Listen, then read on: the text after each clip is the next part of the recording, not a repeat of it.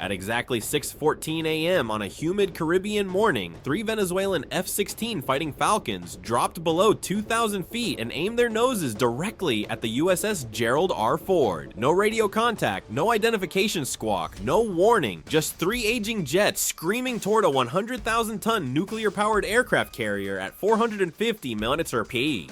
The pilots had trained for this moment. They believed surprise and aggression would rattle American nerves. They had no idea they were flying into the most sophisticated air defense network ever put to sea. The Gerald R. Ford isn't just a floating airport, it's the flagship of American naval power, a $13 billion monument to a simple philosophy. If you're going to project force across oceans, you might as well do it with overwhelming technological superiority. Her deck spans 4.5 acres. Her twin A1B nuclear reactors generate enough electricity to power a small city for decades without refueling, and her Combat Information Center processes more data in 60 seconds than the entire Venezuelan military handles in a week. Every system aboard represents the bleeding edge of naval warfare technology. The Venezuelans were about to receive an education in exactly what that means. The first contact appeared on the Ford's ANSPY-6 radar at 47 nautical miles. This isn't your grandfather's rotating dish antenna. The SPY-6 is an active electronically scanned array, 37 radar faces working in perfect coordination, tracking over 1,000 targets simultaneously while generating three-dimensional pictures sharp enough to distinguish a fighter jet from a flock of seagulls at ranges exceeding 200 miles. It sees through jamming, it defeats low-altitude approaches, it turns stealth advantages into minor inconveniences. The Venezuelan pilots thought they were being clever, flying low to exploit radar shadows. The SPY-6 had them painted before they'd even leveled off from their initial descent. Their element of surprise existed only in their imagination. Inside the Combat Direction Center, the atmosphere shifted from routine to focused within seconds. Dim blue light illuminated rows of operators hunched over displays. No panic, just process. A petty officer tagged the contacts. An officer verified the track data. Within 45 seconds, the entire strike group knew exactly where those jets were, how fast they were moving, and precisely when they would enter weapons engagement range. The Venezuelans were still 12 minutes out. To the Ford's crew, that felt like an eternity. Plenty of time to wake up, pour coffee, and systematically prepare to ruin someone's morning. At 6:17 a.m., the order came down from the air boss. Launch the alert fighters. On the flight deck, controlled chaos erupted into action. Yellow shirt aircraft handlers sprinted across the non-skid coating as 2 FA-18E Super Hornets rolled toward catapult positions. The Ford's new electromagnetic aircraft launch system, EMALS, hummed to life. Unlike the steam catapults of older carriers, EMALS uses linear induction motors to accelerate aircraft from 0 to flying speed. Smoother launches, less stress on airframes, and critically, faster cycle times between shots. A steam catapult needs minutes to reset. EMALS needs seconds. The first Hornet hit the catapult shuttle. 3 seconds of system checks. Green light.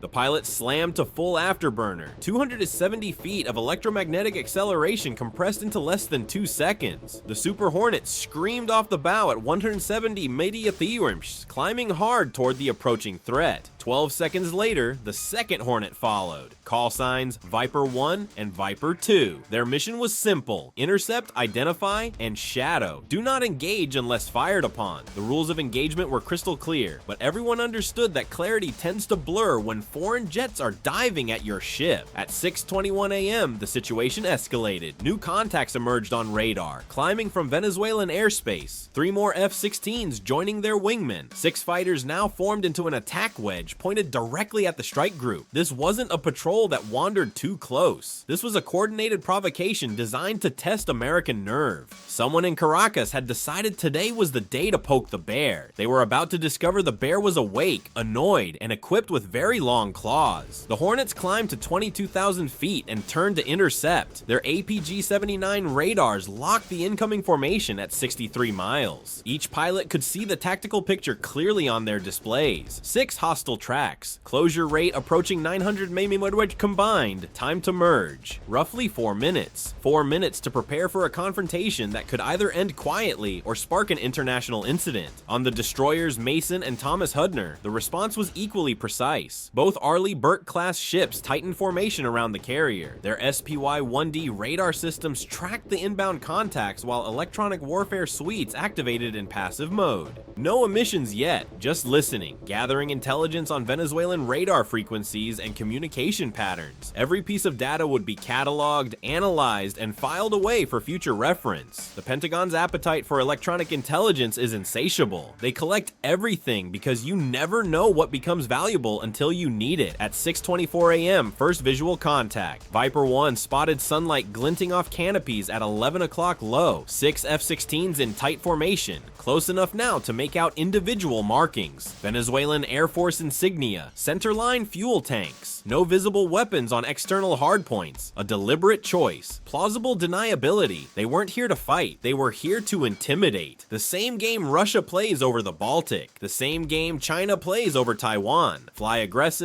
claim innocence, and hope the other side blinks first.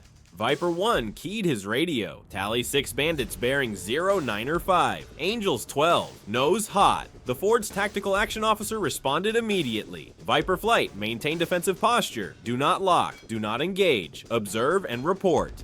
Copy. Holding clean. What followed was 47 minutes of aerial chess played at 400 mm per inch. The Venezuelan formation split and reformed repeatedly. Individual jets broke away for diving passes toward the destroyers, pulling up at the last moment with afterburners blazing. One F-16 rolled inverted and descended to within 800 feet of the water, close enough that its jet wash left a visible scar across the wave tops. Another climbed to 30,000 feet and circled slowly, likely gathering electronic intelligence of its own. Classic gray zone tactics. Aggressive enough to send a message, restrained enough to avoid crossing the line into open hostility. Through it all, the Hornets maintained perfect discipline. They shadowed without crowding, tracked without locking, and communicated without escalating. Every maneuver was recorded by sensors across the strike group. Multiple angles, multiple frequencies, building a complete tactical picture Venezuelan command would never see. The Americans weren't just defending, they were learning. Every aggressive pass taught them something about Venezuelan training doctrine, pilot skill levels, and tactical preferences. At 6:39 a.m. came the most dangerous moment. One F-16 broke hard toward the Ford and descended rapidly. On the carrier's flight deck, the Phalanx close-in weapon system rotated to track. This autonomous guardian doesn't wait for human commands in final defense mode. Its radar locks the target. Its computer calculates a firing solution.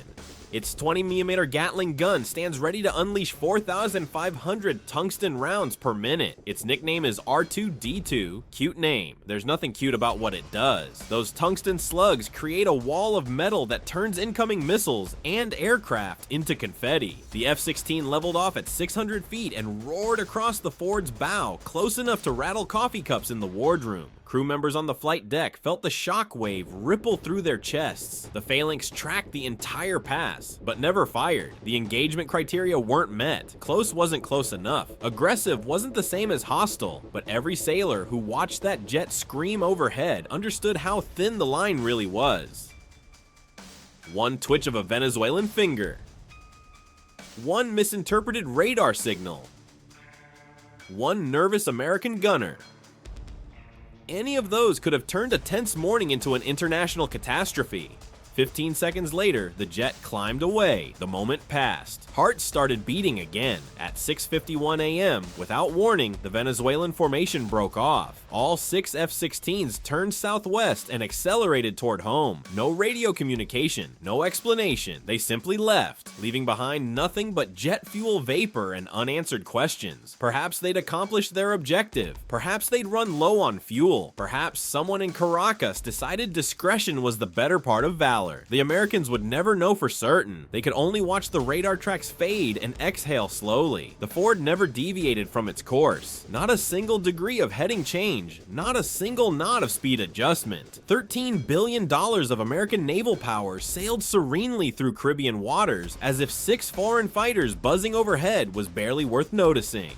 That studied indifference was itself a message. You don't scare us. You don't impress us. You don't even inconvenience us. But the intelligence haul was substantial. Every radar emission from those F-16s was captured. Every radio frequency logged. Flight patterns analyzed for training doctrine indicators. The SPY-6 tracked them continuously, building profiles that would inform American tactical planning for years. The Venezuelans thought they were testing the Ford. In reality, they were handing over a detailed electronic fingerprint of their Air Force capabilities. Like a poker player showing their cards while trying to bluff, the cost analysis tells the real story. Venezuela burned approximately $47,000 in jet fuel and maintenance costs for that 47-minute provocation. They revealed electronic signatures worth millions in intelligence value. They demonstrated aggressive intent that justified increased American naval presence in the region, and they accomplished exactly nothing strategically. Zero territorial gains, zero political concessions, zero change in American patrol patterns. The Ford, meanwhile, continued its patrol. Her air wing conducted scheduled training flights that afternoon. Her crew served dinner at normal hours. The incident was logged, reported, and filed. Business as usual for a carrier strike group that handles more complexity before breakfast than most navies manage in a month. Within 48 hours, Venezuelan state media released carefully edited footage claiming their brave pilots had forced the American carrier to retreat. Propaganda for domestic consumption. The Ford's navigation logs told a different story. Zero course changes, zero speed changes.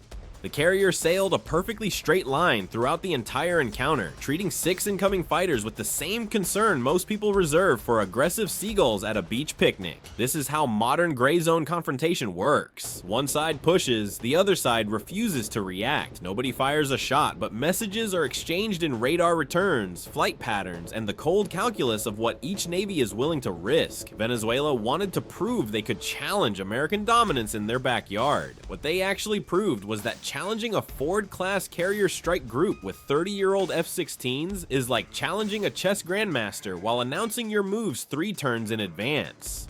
The Caribbean remained calm that morning. No missiles launched, no casualties reported, no international crisis ignited. Just 6 jets flying home with empty gestures and full debriefs, while the most powerful warship ever built continued sailing south without breaking stride. Some lessons are taught with explosions. This one was taught with indifference. And for Venezuela's naval command, that quiet dismissal probably stung worse than any missile ever could. They came looking for a reaction. They got a shrug. If you found this breakdown valuable, subscribe and share this video. Your support helps bring you more untold stories of modern military operations.